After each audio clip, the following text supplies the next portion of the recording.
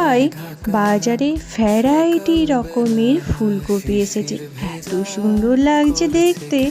হলুদ রঙের, এই পার্পেল কালারের, সবুজ কালারের ব্রকলি, আর আমাদের চির পরিচিত রঙের ফুলকপি সাদা রঙের।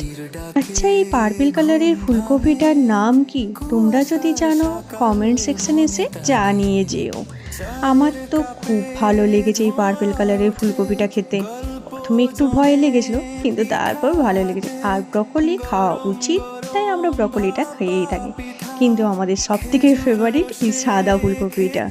আচ্ছা, তোমাদের এই 3 রকমের ফুলকপির মধ্যে কোন ফুলকপিটা সব থেকে বেশি ভালো লাগে সেটা আমাকে কমেন্ট করে জানিও তো।